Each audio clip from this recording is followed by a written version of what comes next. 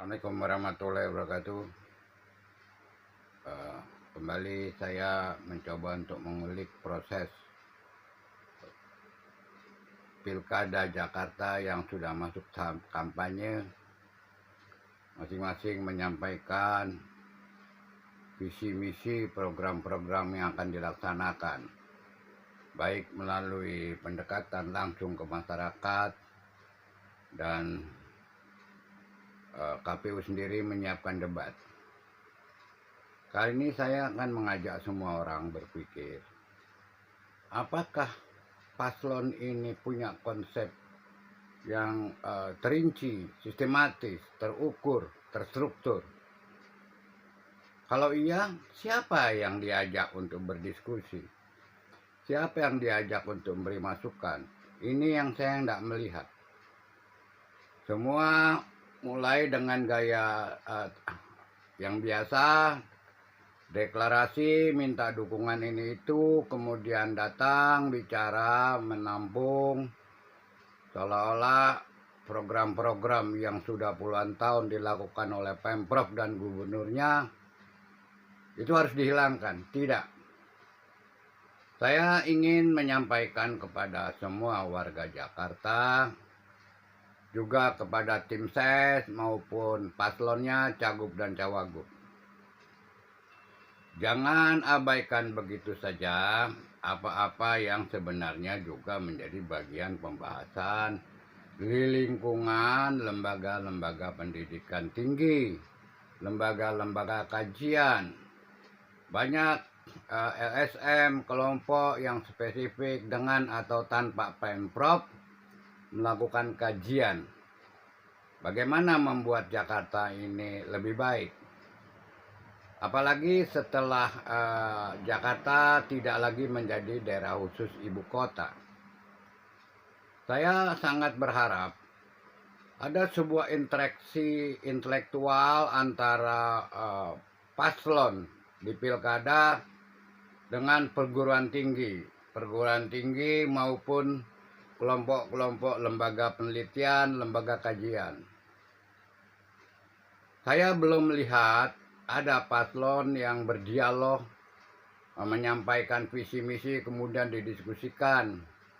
Masih ada BRIN, masih ada LIPI, masih ada BEM, masih ada universitas dengan masing-masing fakultas yang bisa menyampaikannya. Seharusnya paslon itu menyiapkan waktu khusus dan dipublikasikan sehingga warga Jakarta bisa menilai, memihak, mendukung dan memilih bahwa intelektualitas paslon bisa dijadikan dasar bahwa memang layak memimpin Jakarta karena akan menyusun konsep-konsep. Misalnya kajian tentang bagaimana menanggulangi banjir, menanggulangi polusi, transportasi kota, drainase, perubahan perkampungan yang lebih baik, kemudian menetapkan batasan-batasan bagi mereka yang punya kelompok besar kekayaannya, tidak menghancurkan kehidupan masyarakat Jakarta. Itu hanya bisa dilakukan jika paslon berdialog dengan lembaga kajian. Bagaimana? Tentu pernah ada penelitian-penelitian yang dilakukan oleh BRIN maupun LIPI, dilakukan oleh perguruan tinggi dan lembaga kajian, ya kan? Bagaimana bicara lingkungan hidup? Tentu kita akan mengajak WALHI, Wahana Lingkungan Hidup, yang selalu mengkritisi kebijakan gubernur dan Pemprov dari masa ke masa. Dengan demikian, perubahan dan perbaikan yang akan dilakukan berikut oleh gubernur terpilih sudah terukur dan teruji berdasarkan adu konsep. Demikian juga bagaimana merubah, menata lebih baik transportasi kota yang selama ini sudah dilakukan oleh gubernur yang lalu melalui busway, melalui kendaraan penghapusan kendaraan-kendaraan umum yang tidak layak, jalan, kemudian hingga sampai pada penataan di tingkat mikrolet, angkutan pengganti bemo dan sebagainya. Kemudian dengan itu dibikinkan pemetaan bagaimana transportasi itu bisa menjangkau langsung ke kampung-kampung tanpa menambah kemacetan, tanpa menambah masalah lalu lintas. Ini salah satunya. Berikutnya bagaimana penataan sungai, bagaimana agar sempadan sungai itu dipertahankan kembali, sehingga jika terjadi kebanjiran ada tempat menampung air dari sungai yang meluap. Demikian juga drainase di kampung-kampung.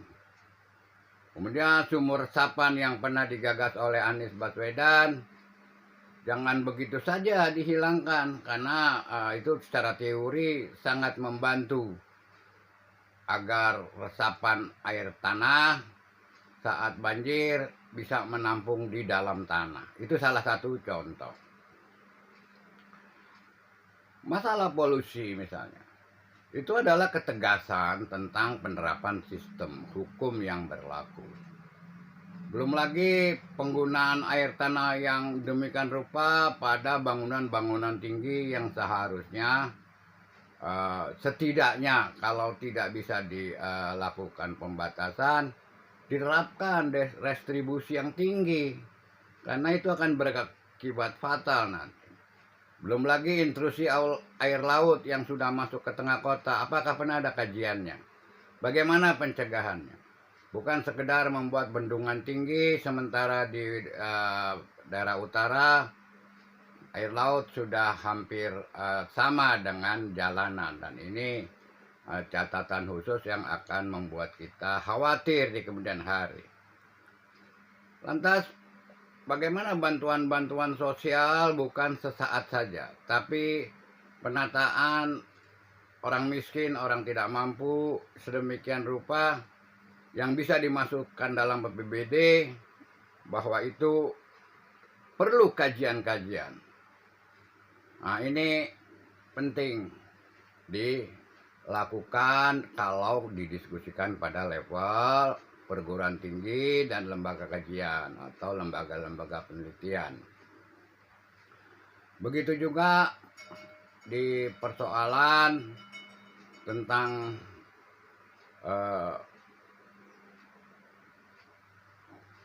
kebutuhan warga Jakarta. Misalnya bahwa faktanya kebutuhan warga Jakarta dengan dinamika stressing yang tinggi membuat sementara itu juga stressing yang tinggi dengan penghasilan yang tidak bertambah-tambah. Saya melihat misalnya bagaimana mencari konsepsi yang tepat untuk lebih sering memberikan hiburan gratis secara temporal di berbagai wilayah Jakarta. Modalnya apa? Ya kaji, ya diskusikan. Kemudian penataan kaki lima.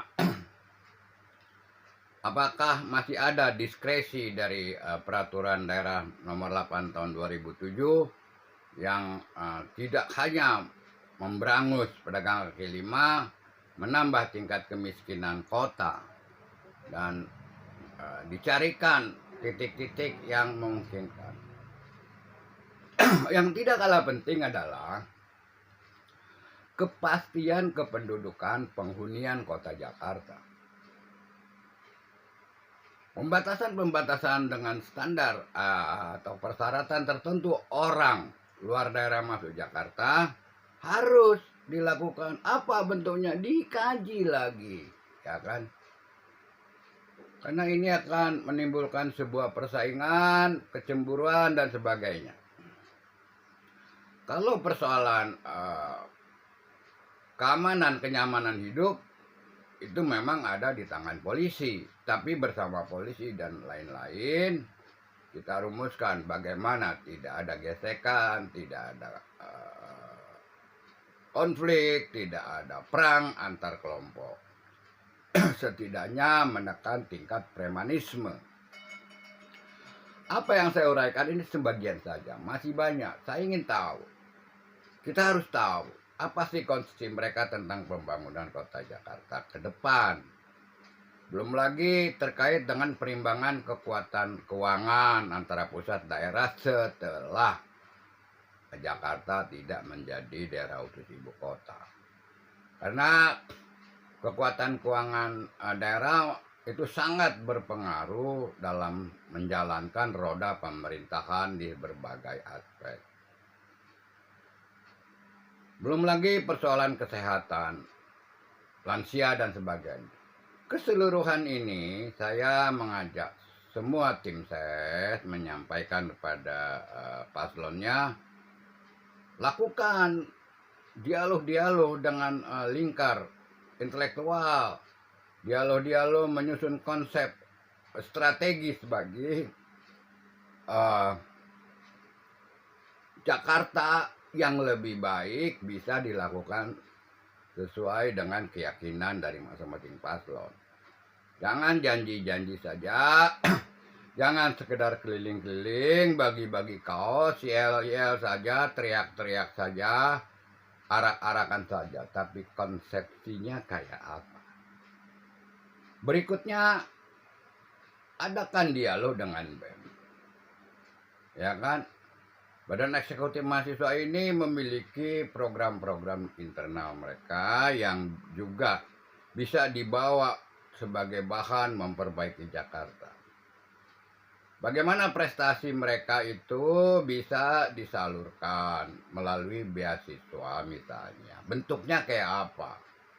Kajiannya kayak apa? Kaitannya dengan perimbangan kekuatan Pemda kayak apa? Ini jangan dilupakan, akhirnya kita melihat paslonnya sekedar mencari pengaruh, sekedar mencari dukungan, tapi tidak punya konsepsi yang ideal yang bisa direalisasi nanti. Kalau itu, maka nggak ada artinya perubahan perbaikan bagi kota Jakarta. Marilah semua pihak ajak dialog melalui rektor, melalui direktur kajian, melalui lembaga-lembaga kajian yang ada, dan juga yang dimiliki oleh pemerintah seperti BRIN dan LIPI. Saya belum melihatnya, maka dari itu saya ini menyampaikan untuk ini dilakukan segera, bagian dari kampanye yang intelek, bagian dari kampanye yang konsepsional, bagian dari kampanye yang menjadi janji untuk dibuktikan merubah dan memperbaiki Jakarta lebih baik. Banyak hal, ya kan, di antaranya juga yang perlu saya sampaikan tentang pariwisata, wisata bagaimana pengembangan budaya Jakarta yang terkait dengan pariwisata, menetapkan destinasi wisata Jakarta yang bisa membuat aman nyaman warga Jakarta. Pokoknya begini aja, secara keseluruhan, jika tidak ada diskusi, tidak ada uji, tidak ada bedah konsep pemikiran, program, visi misi dan programnya paslon, maka itu artinya sekedar kita memilih tanpa kejelasan. Tentu saja saya berharap juga kesamaan berpikir. Kita tidak bisa wakilkan pada panelis-panelis di debat publik yang dilakukan KPU dalam waktu yang tidak cukup. Tapi jika lakukan roadshow keliling kampus atau melakukan pertemuan-pertemuan dengan kelompok pemikir dan meminta perjanjian khusus yang namanya kontrak politik pelaksanaan dari kajian bersama. Kalau itu saya akan dukung, tapi karena belum ada yang terlihat seperti itu, miris rasanya. Kasihan orang Jakarta ini yang cuma diiming-imingi oleh janji-janji kampanye, tapi sangat tidak konseptual, tidak terinci, terukur. Bagi saya tentunya miris, dan tentu juga saya mengajak kaum intelektual, mahasiswa, dosen, rektor, kelompok kajian, bicara, koreksi, kritisi apa yang terjadi belakangan ini yang menjadi kampanye mereka. Jangan sekedar tong kosong nyaring bunyinya, ya kan, berdiri teriak sana sini, nanti sebentar lagi ada panggung-panggung kampanye yang isinya didominasi pada teriakan, yel-yel, dan hiburan. Sangat disayangkan jika ini tidak terjadi. Ayo, kaum intelektual, bicaralah, ajak, kritisi, respon apa yang ada dalam kepala, isi kepala program mereka, visi misi mereka. Tanpa itu, jangan mimpi Jakarta berubah lebih baik.